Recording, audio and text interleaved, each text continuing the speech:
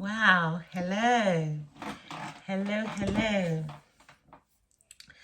Welcome to my YouTube channel. My name is Cara, and I just thought, why not if I just bring another episode to you from my YouTube channel. It's a lovely day. I hope if you're outside in the park or at work, or are you on your lunch break having your lunch time outside in the lovely weather, I said, why not? Let me just bring to you another video, which I'll be talking about today. So let's just get straight into it.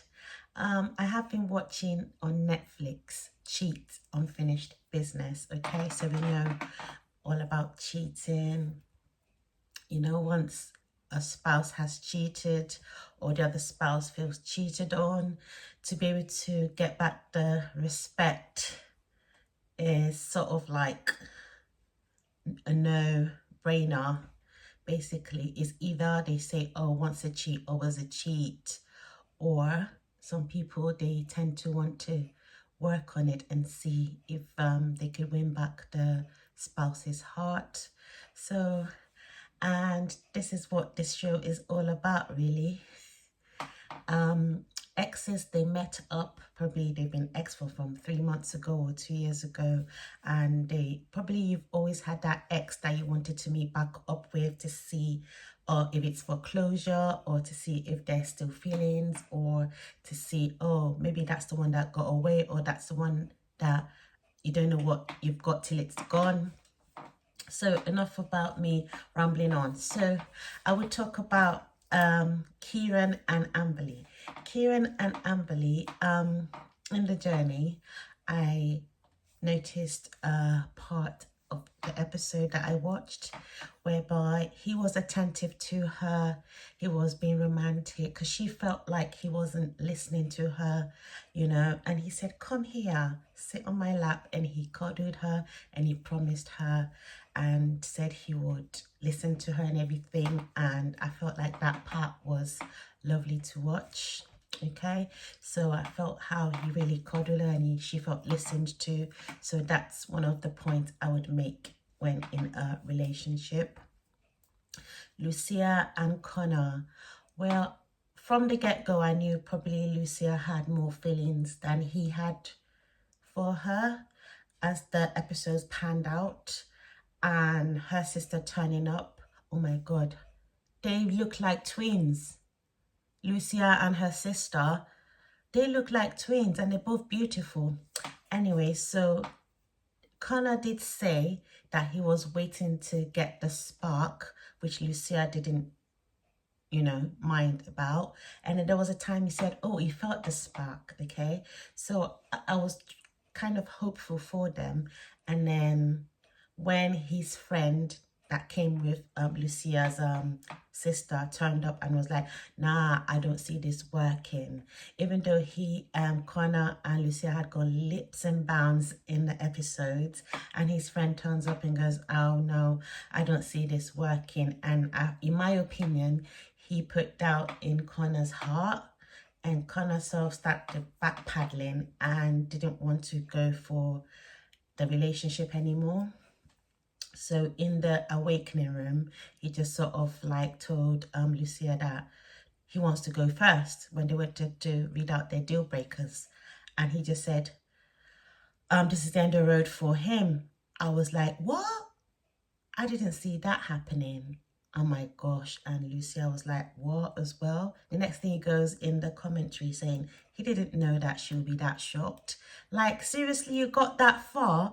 Because Lucia was like, you saw me yesterday, we were face to face. Why did you just say that? I really felt for Lucia, but at least he didn't lead her on to thinking they could start working things in the outside world. So he ended it there and then, but I didn't see that coming. Then, obviously, I want to talk about Liam and Olivia. Before I talk about Liam, oh my gosh, guys, I can't believe I bumped into him. I bumped into him, all right, at my gym. And he was a lovely guy. And I asked to take pictures with him. He said, no problem. He said, have a lovely day at the gym. And yes, I felt like again, like an online auntie. But hey, right, so like I was saying, with Olivia and Liam, you know, they've been on and off together for 10 years. So 10 years is long enough to have known each other, in my opinion. And I believe they're more matured, and they want to eventually settle down and get married. So both their goals align.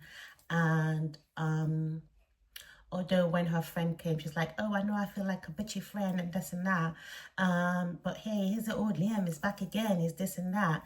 Even though her friend says that her boyfriend and her, they're in good terms and didn't want to work it out. But she was like, no, I don't see it happening. Oh, and that's it.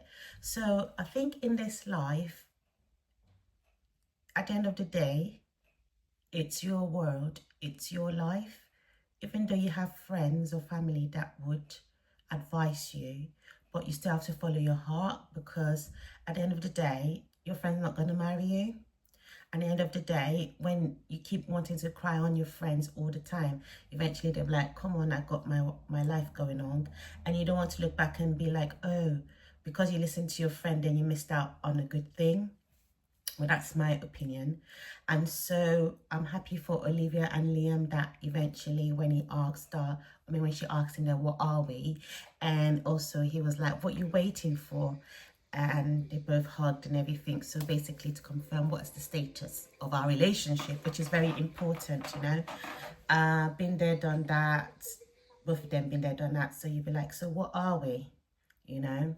Because men, if you don't ask them what you are, he'll just obviously think that you never asked, and he's just enjoying whatever time he has with you, because probably you didn't plan together and maybe he's planning with someone else on the side. So yeah, I do like the fact that she asked what are we, and they both clarified they're moving on together as boyfriend and girlfriend. They hugged each other.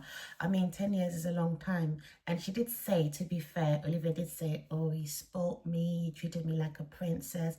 Isn't that what we all want in a relationship, to be treated like a princess? So yeah, that's on Liam and Olivia. So now I go on to Dan and Rebecca. Like, Dan, I had hopes for Dan and Rebecca. I know Rebecca was a bit tough on Dan, and Dan was just listening to all she wanted and everything. So there was a time that they were all not together, and they wouldn't sleep in each other's beds. They had to separate the boys from the girls, you know, how the episodes pan out. And when he said, oh, at least I don't have to make a cup of tea, I was like, oh, okay, yeah, getting up, making a cup of tea. All right, okay, I just felt, okay. But then when they're in the awakening room and they said, so who else has something to say? Are you moving further? And Dan from nowhere said, oh, Rebecca, I'm sorry, I can't take it far. I'm sure I can't be the person you want me to be. I know in the deal breaker, he read it out. He said, you're trying to mold me into the man you want me to be and everything. And they both accepted each other's deal breakers. So after that episode, I didn't see it coming at all. I didn't see it coming at all that he would say he didn't think he would be able to make it with her. And because shortly, you know, Connor and Dan are friends, for those who have been watching. And if you haven't watched it, go and watch it. Dan and Connor are friends, okay? Because when Connor was saying who thought this would not work between him and, you know, Lucia, it was only Dan that raised up his hands. So I felt that when it came to Dan's turn, it was an opportunity for him to speak up for himself about how he's feeling. Maybe he feels like the responsibility of trying to be Rebecca's boyfriend is too much for him. He can't handle it. And that was the time for him to speak up and say, sorry, Rebecca, but I can't just do it. I can't be who you want me to be. And, you know, I was like, wow. And then he bowed out. I didn't see that coming, guys. But yeah, she took it well. She said she understood, and they hugged it out. And she said it took a lot for him to actually say it, because she knows him. I think because she feels like she is the stronger person. Anyways, so yeah, Dan. I didn't see that coming. So, and then we go to Craig and Jazz. Okay, so Craig and Jazz, they're the two black couple on the show. There's another one, but I'm talking about this black couple, Dan and Jazz. Craig and Jazz. Right, so obviously Craig is good looking, okay? So there's this other girl that has been checking him out. She has been checking him out, yeah? And the next thing, he goes, oh, they're just having a flirtatious banter. I mean, Craig, he's good looking and everything, yeah? And whatnot. So then this other girl, I'm gonna put her name there because I can't remember at the top of my head. She goes and starts talking to him like, how are things between you and Jazz? And then he also asks, how are things between you and your boyfriend and everything? So, but they were flirting, yeah, they were flirting and everything. So word got back to Jazz, his girlfriend, and she wasn't having none of it. At first he sort of told her that, oh, that she was flirting with him, and he nipped it in the bud that he's for Jazz. And it later came out that, oh, that he was encouraging it or leading her on. So they had this a little bit explosive argument, and then he was like, so are you gonna end? Is that what you want? And blah blah blah. And he's like, but I love you and stuff like that. And she goes, no, that's it, I'm done, da, da, da, da. Because she was asking everyone that, did you see them flirting, did you see them flirting? And then everyone's like, yes, yes, yes. And then she just said, I'm gonna have a chat with him. And then the next thing, the chat was that's it, we're done. Even though after the girl came up to say where she was having a flirtatious banter with Greg, and even though she went to the back of Greg to tell his girlfriend that, oh, that he's been talking to me, he likes me and stuff like that, still on still, both of them, they ended it. So now, where I was seeing before, I thought, okay, I wouldn't watch this bit, I would just tell you guys if you're still interested to know the tea. So obviously they didn't make it through the awakening and whatever, because the last stage is the couples that made it will have to go back to London and live 4 weeks together. So during that 4 weeks together, Craig still met up with Jazz and still saying, oh, well, if it worked out, I would have stayed and love you and blah, blah, blah. But she's telling her friend Olivia that that's what he told her. But then again, they show a scene whereby he met up with the other girl.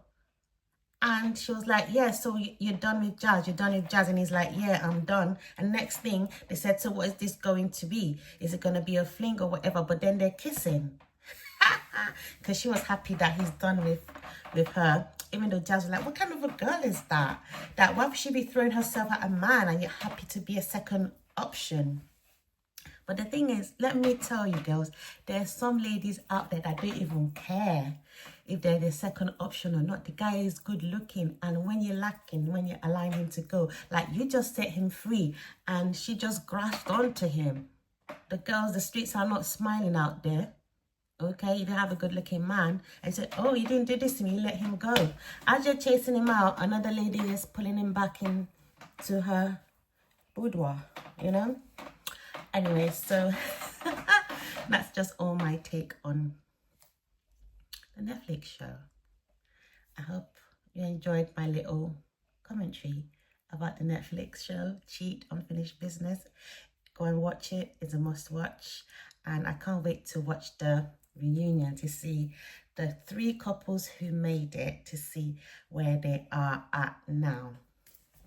And until next time, if you got this far, thank you for watching my channel. If you can just please click on the subscribe button and you'll be the first to be notified when another video drops, okay?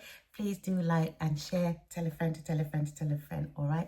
Like I said, I'll be dropping back to back to back to back to back. Until next time, right?